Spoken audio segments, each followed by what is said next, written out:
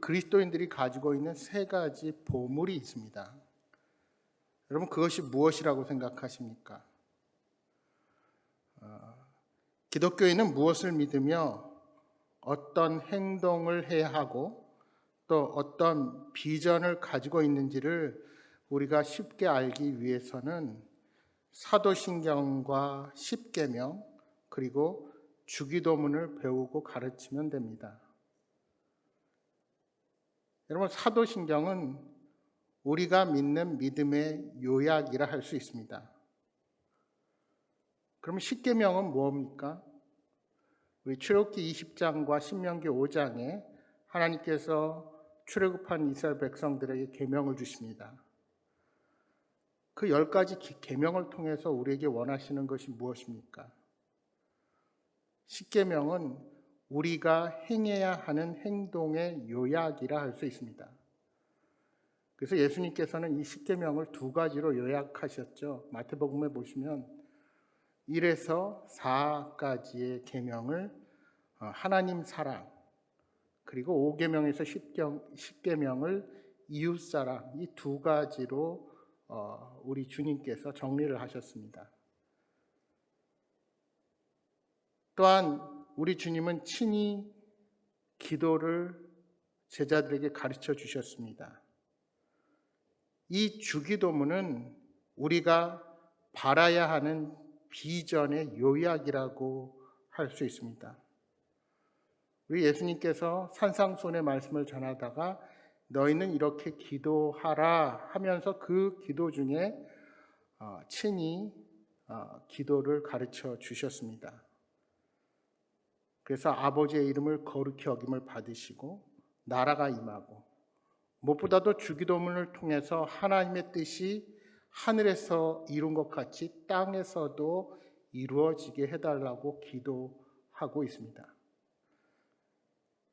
그러니까 말하자면 우리가 무엇을 기도해야 하느냐, 우리가 바라야 할 것이 무엇이냐, 바로 하나님의 뜻, 하나님의 나라를 바라는 것, 그것이 하나님의 자녀된 자들이 가져야 할 비전이라는 것을 주기도문을 통해서 우리에게 가르쳐 주십니다.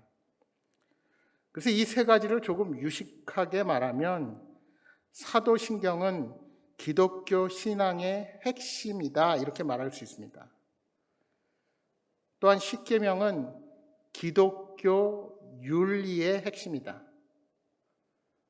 그리고 주기도문은 기독교 비전의 핵심이다, 이렇게 우리가 정리해 볼 수 있습니다. 그래서 이 세 가지는 기독교 신앙생활의 3대 지침서요, 기독교인의 3대 보물이라 할 수가 있는 것입니다. 특별히 루터와 칼빈과 같은 종교 개혁자들이 교인들을 훈련시킬 때 가장 중요시 여긴 것이 바로 이 세 가지였습니다.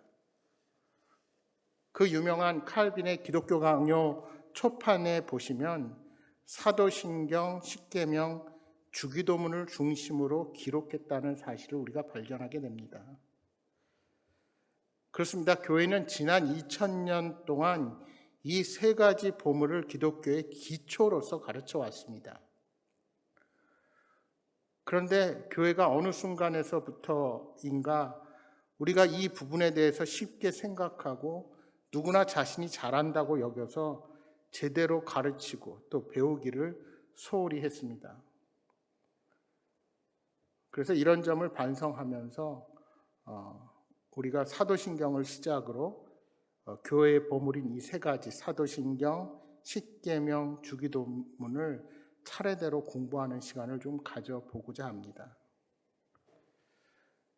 여러분 잘 아시는 것처럼 일본은 워낙 지진이 많이 발생하여서 건물을 지을 때 지진에서 잘 견딜 수 있도록 내진 설계를 합니다. 그에 비해서 우리나라 건물들은 대부분 내진 설계가 되어 있지 않습니다. 그래서 지진에 많이 취약합니다. 그만큼 한반도에는 큰 지진이 발생하지 않았다는 증거이기도 합니다. 그러다 여러분 잘 아시는 것처럼 5년 전에 경주에서 일어난 큰 지진은 앞으로 우리가 예전처럼 건물을 세워서는 안 된다는 교훈을 우리에게 깊이 주었습니다. 여러분, 지진과 같은 외부 충격에 건물이 무너지지 않으려면 기초를 단단히 다져야 하고 어떤 흔들림에도 잘 견딜 수 있도록 내진 설계를 해야 합니다. 우리의 신앙도 이런 면에서 생각해 볼 수 있습니다. 여러분, 신앙을 건물로 생각해 보면 기초를 튼튼히 하고 흔들리지 않게 골조를 세우는 역할을 하는 것들이 있습니다.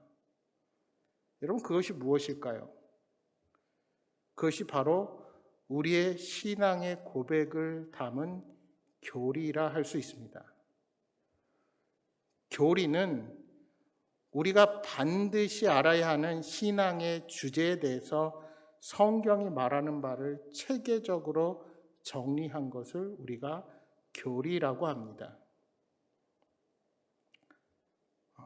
교리 그러니까 아주 딱딱하죠. 우리 요즘 우리 아동부 아이들 또 청소년들 입교 세례하느냐고 문답집 공부를 합니다. 그게 교리입니다. 하나님은 누구신가? 예수님은 누구신가? 성령님은 누구신가? 삼위일체가 무엇인가? 또 교회는 무엇인가? 구원이란 무엇인가? 믿음이란 무엇인가? 그러니까 우리가 알고 있는 성경의 진수들을 요약해서 그 주제별로 모은 것을 교리라 할 수 있습니다. 따라서 교리를 배우면 우리가 무엇을 믿고 있는지 잘 알 수가 있습니다. 바로 우리 많은 분들이 티소그룹 성경 공부를 통해 배운 신앙의 토대가 바로 여기에 해당하는 부분이라 할 수 있습니다. 하지만 많은 분들이 교리를 체계적으로 배우지 못하다 보니 교리는 재미없고 딱딱하다고 생각하기가 쉽습니다. 그저 세례교육을 받을 때를 제외하면 우리처럼 신앙의 토대를 하지 않고서는 거의 교리를 따로 공부하는 경우가 흔하지 않습니다. 그래서 사실 목사님들도 성도들에게 성경 공부를 하게 될 때 가장 꺼리는 부분이 이 교리 부분이기도 합니다. 그럼에도 불구하고 이 교리 부분은 우리 신앙의 기초 뼈대를 세우고 우리가 성경의 말씀을 더 정확하게 이해하는 데 있어서 매우 중요한 요소라는 사실을 우리가 결코 잊어서는 안 됩니다. 여러분, 감동적인 설교도 좋고 풍성한 은혜도 좋고 친밀한 교제도 좋지만 우리는 교리라는 조금은 딱딱한 음식도 먹을 수 있어야 합니다. 여러분, 히브리서 5장 14절 말씀 한번 찾아보십시오. 바로 그 다음에 있는 5장 14절 358면에 있는데요. 우리 같이 한번 읽어볼까요? 5장 14절 같이 읽겠습니다. 단단한 음식은 장성한 자의 것이니 그들은 지각을 사용함으로 연단을 받아 선악을 분별하는 자들이니라. 아멘. 여러분, 이 말씀 전에 13절에 보면 이런 말씀이 있습니다. 이는 젖을 먹는 자마다 어린아이니 의의 말씀을 경험하지 못한 자요. 무슨 뜻일까요? 여러분, 언제나 젖만 먹을 수 없습니다. 아이가 성장하기 위해서는 어느 순간 이유식도 해야 되고 단단한 음식도 먹을 수 있어야 합니다. 우리 여기 연세 드신 분들 치아 때문에 고생하시지요? 치아가 흔들리기 시작하면 딱딱한 음식 잘 안 드시려는 경향이 있습니다. 그런데 그렇다고 안 드시면 우리의 치아는 더 빨리 상합니다. 참 신기하죠? 저도 요 몇 년 임플란트 아니냐고 고생을 했는데 얼마나 이빨이 중요하다는 사실을, 치아가 중요하다는 사실을 요 근래 많이 깨닫고 있고 저는 특별히 나이에 비해서 임플란트를 빨리 했는데 그 원인이 딴 데 있지 않더라고요. 제가 유학 갔을 때 맨 어금니 뒤에 이빨 하나가 흔들리고 안 좋아서 치과를 찾아갔는데 이게 돈이 없다 보니까 유학생인 거 뻔히 알고 의사가 별로 권하지도 않더라고요. 그래서 그때 치아를 뽑고 나서 빠른 시간 내에 그 치아에 대한 부분을 해결했었어야 되는데 그냥 마냥 방치했어요. 그리고 다시 한국에 돌아와서 부목사로 있을 때도 맨 뒤에 이빨이니까 괜찮겠지 했어요. 그런데 결국은 그 빠진 이빨 사이로 이게 옆으로 가면서 문제가 발생하더라고요. 그게 얼마나 나중에 큰 문제고 더 많은 돈이 들어가는지를 제가 뼈저리게 겪었습니다. 그래서 이제는 주위에서 임플란트 비싸다고 고민하시는 분들에게 시간을 놓치면 더 많은 돈을 쓴다 그러면서 제 경험을 이야기하곤 합니다.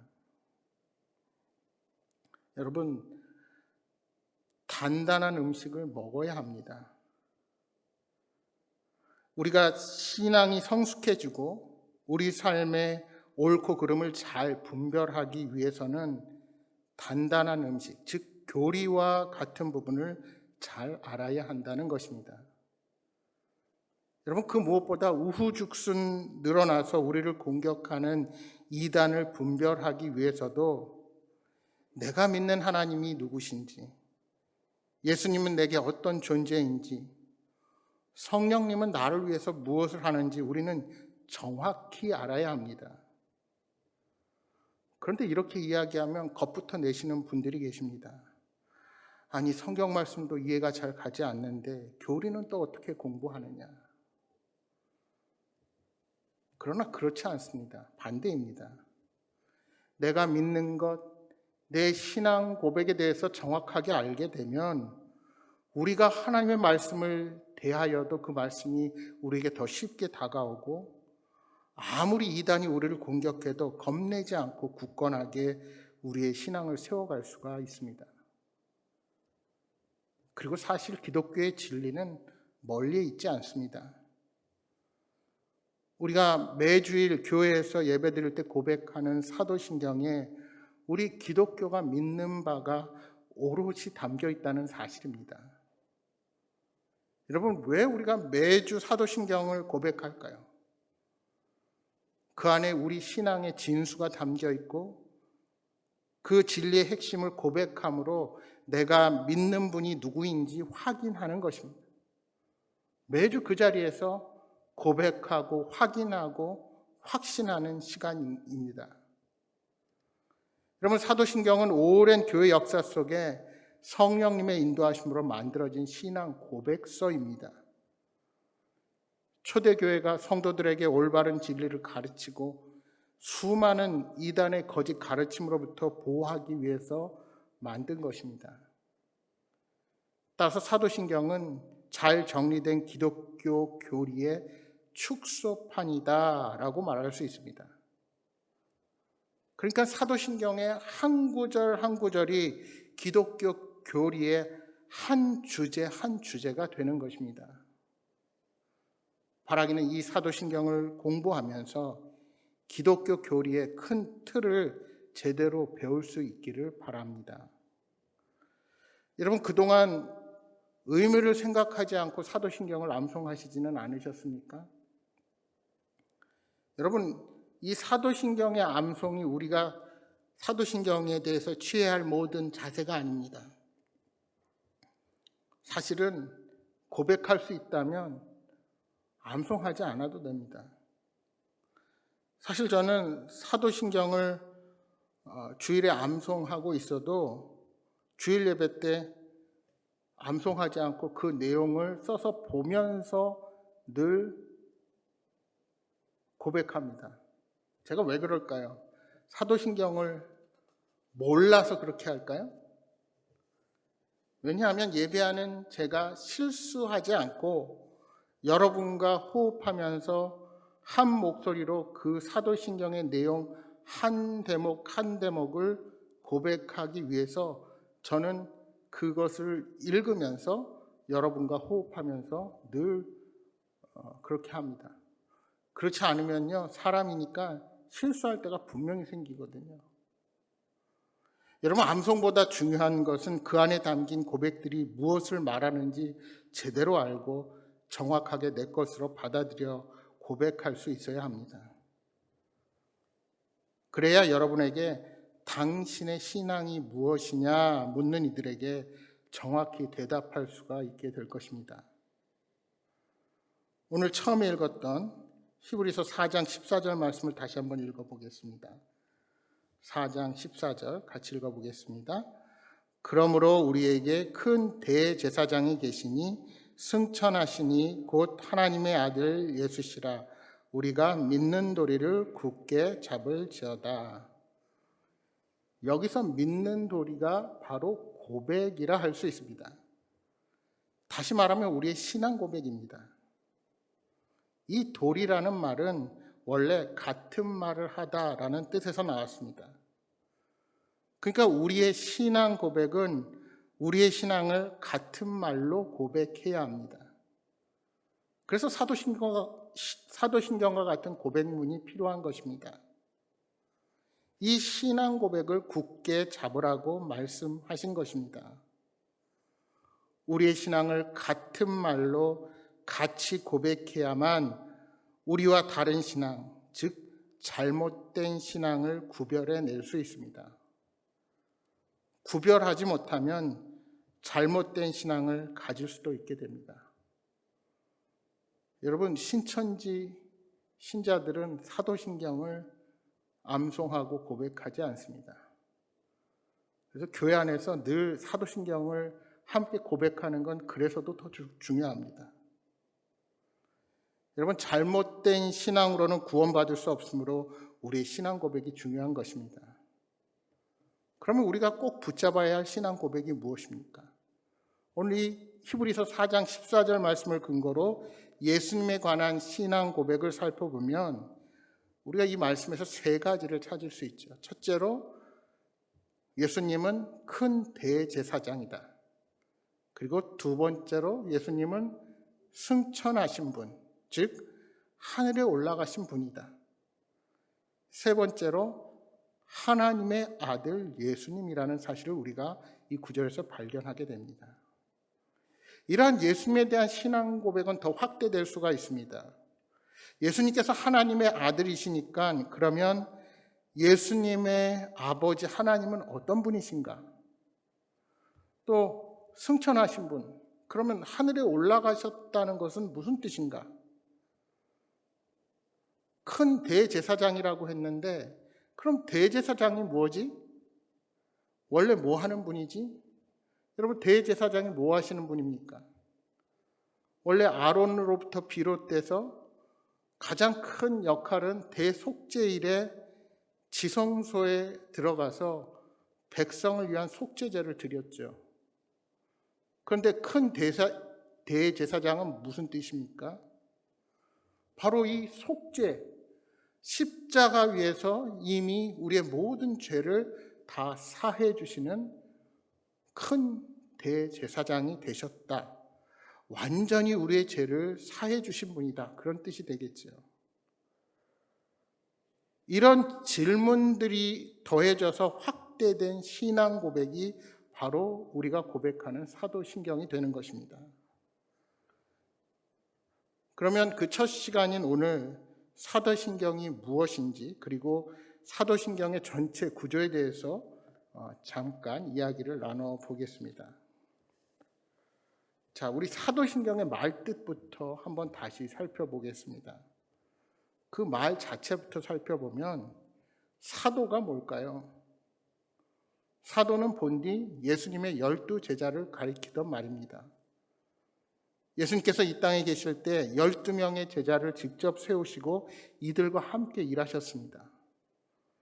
이 사람들을 예수님의 12사도라고 부르지요.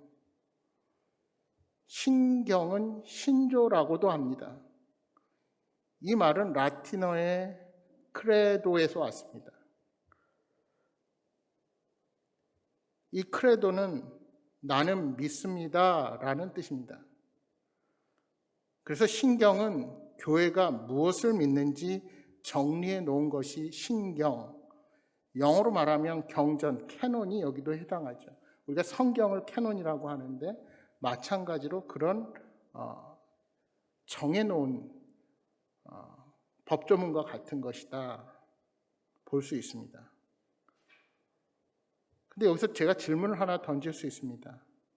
그럼 교회가 함께 하는 고백인데 왜 우리는 믿습니다 하지 않고 나는 믿습니다 라는 1인칭의 고백을 쓸까요? 우리는 믿습니다 할 수 있잖아요. 같이 고백하니까. 그것은 신앙은 교회가 함께하는 고백이지만 여기에는 각자의 신앙의 결단이 있어야 한다는 사실이 바로 나는 믿습니다 라는 문구에서 강조되고 있습니다. 성경에는 그리스도인이 무엇을 믿어야 하는지가 나와 있습니다. 우리가 믿는 하나님이 어떤 분인지, 예수님이 어떤 일을 하셨는지가 자세하게 기록되어 있지요. 그런데 그 내용이 무척 많습니다. 우리가 구약을 제해놓고 신약만 보더라도 여러분 신약이 우리 몇 권입니까? 우리 신약 성경이 27권입니다. 그 장수를 합치면 1189장이고요. 절수는 전체가 31,173절입니다. 여러분 이 많은 내용을 다 기억할 수 있으십니까? 그래서 성경 말씀 가운데 교회가 믿어야 하는 핵심 내용을 정리한 것이 바로 신조 신경입니다. 정리하면 사도신경은 사도들의 신앙 고백이다 이렇게 말할 수 있죠. 예수님의 제자들, 즉 사도들의 가르침을 잘 요약한 것이 바로 사도신경이다. 그런데 여러분 우리가 이 말을 오해할 소지가 있습니다. 사도신경이니까 사도들이 만들었다고 생각할 수 있다는 것입니다. 그러나 사도신경을 제자들이 직접 기록했다는 타당한 근거는 성경 어디에도 없습니다. 사도들의 가르침을 잘 요약한 것이지 사도들이 직접 기록하지는 않았다는 뜻입니다. 지금까지 학자들에 의해서 밝혀진 가장 타당한 근거는 사도신경은 교회 역사 가운데 자연스럽게 오늘날의 사도신경이 만들어졌다는 것입니다. 초창기 교회에 세례문답서라는 것이 있었습니다. 세례문답서는 요즘과 마찬가지로 어떤 사람이 세례를 받고자 할 때 그 사람에게 정말로 신앙이 있는가 확인하고 가르치기 위해 만든 문서가 세례문답서였습니다. 초기 교부들의 문서에 보면 그런 세례문답서들이 있습니다. 여기에 담겨있는 신앙 고백이 문답 형식에서 점차 선포의 형식으로 바뀌었는데 그러다가 8세기경에 오늘날 우리가 보는 것과 같은 내용으로 그 내용이 확정되었습니다. 그래서 사도신경은 그 내용이 성경에 똑같이 나와 있지 않습니다. 여러분 십계명과 주기도문은 분명히 성경에 나와 있죠. 근데 사도신경은 어딜 찾아봐도 없어요. 그럼 어디에 있습니까? 여러분 보시는 성경책 앞면에 있죠. 또 우리가 어렸을 때 고백했던 거랑 새로 번역된 사도신경이 다릅니다. 그런데 새로 번역된 사도신경이 오히려 그 명확한 교리를 더 잘 나타냅니다. 왜냐하면 딱 세 개로 나눠져 있어요. 나는 믿습니다. 그래서 하나님, 예수님, 성령님.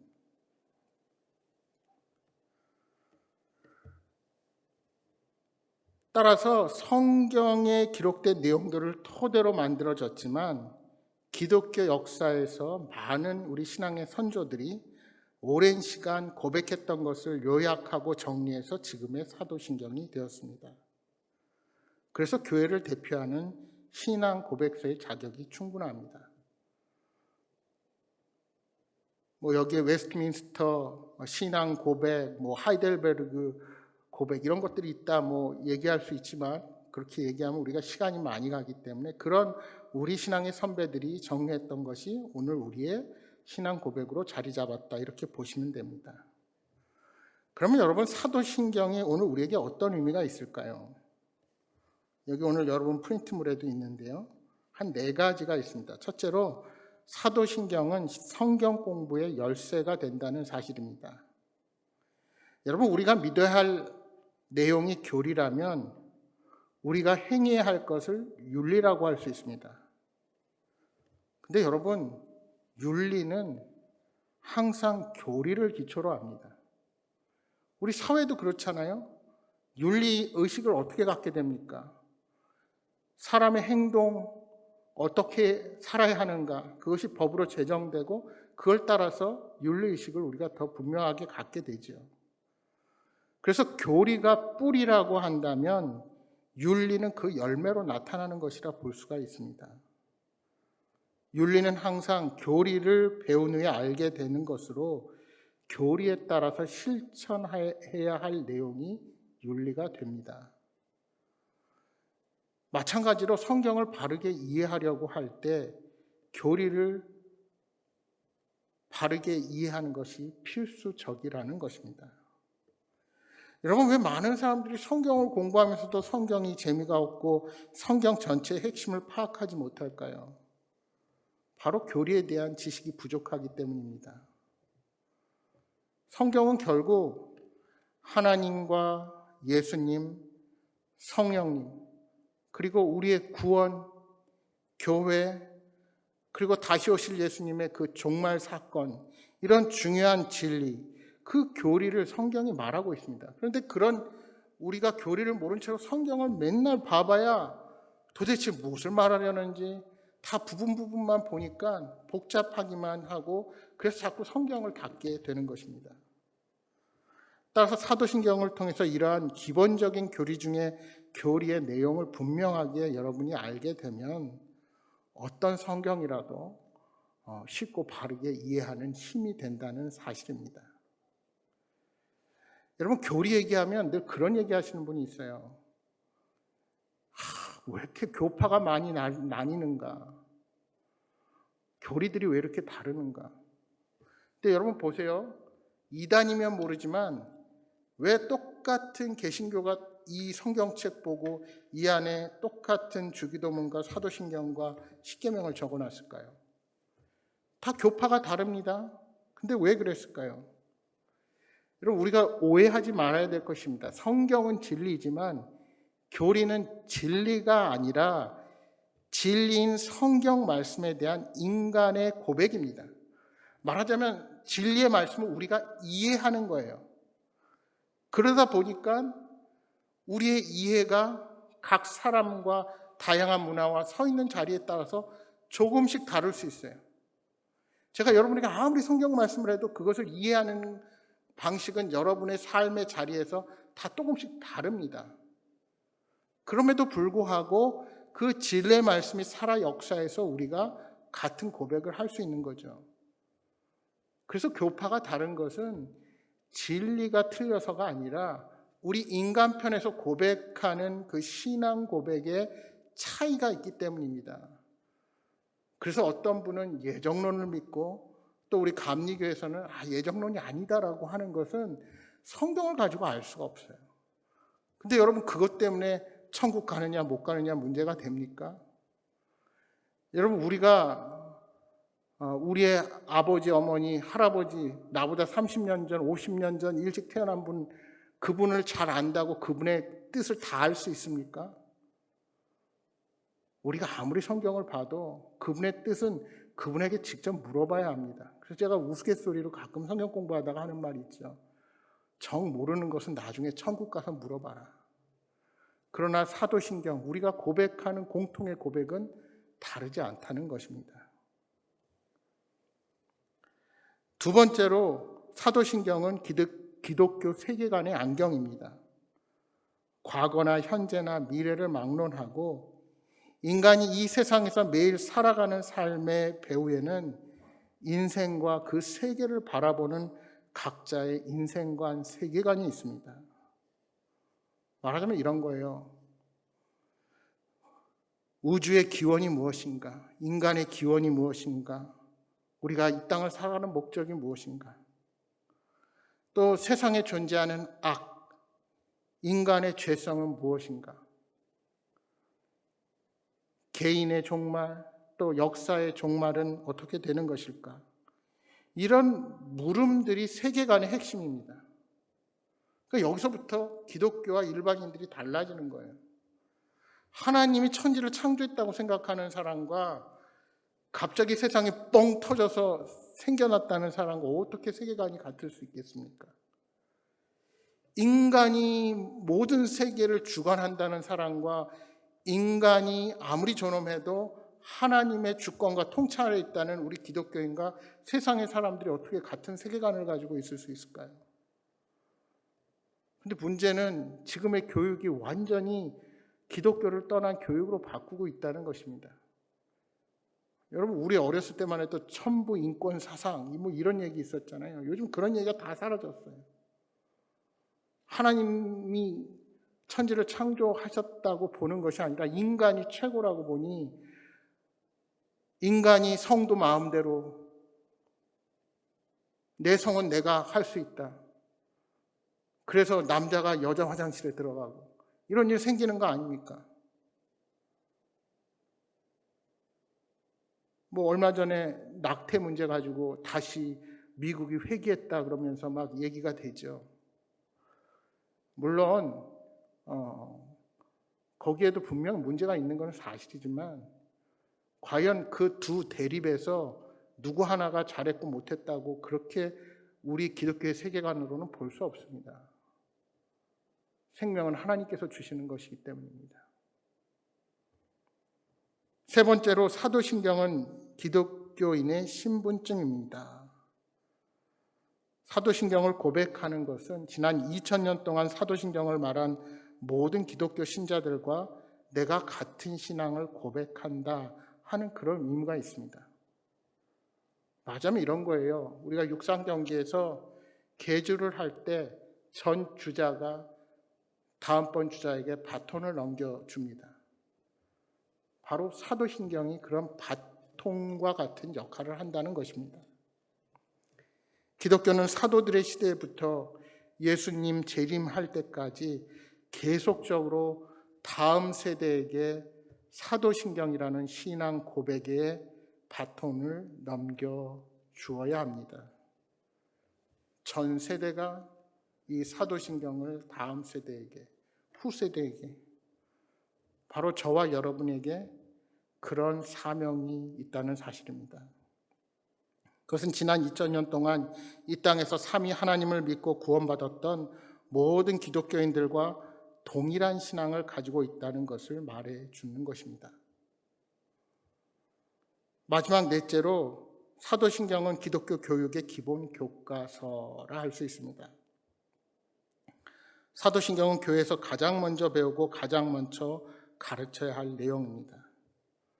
그래서 우리가 세례를 받기 전부터 가르쳐서 그 내용을 믿음으로 고백하게 한 후에 세례를 주고 기독교인이 되게 한 것입니다. 따라서 우리가 사도신경을 교회와 가정에서 바르게 가르칠 때 가정과 교회는 하나님의 말씀의 토대 위에 바르게 건축될 수가 있는 것입니다. 여러분, 이제 우리가 사도신경을 한번 같이 고백해 보겠습니다.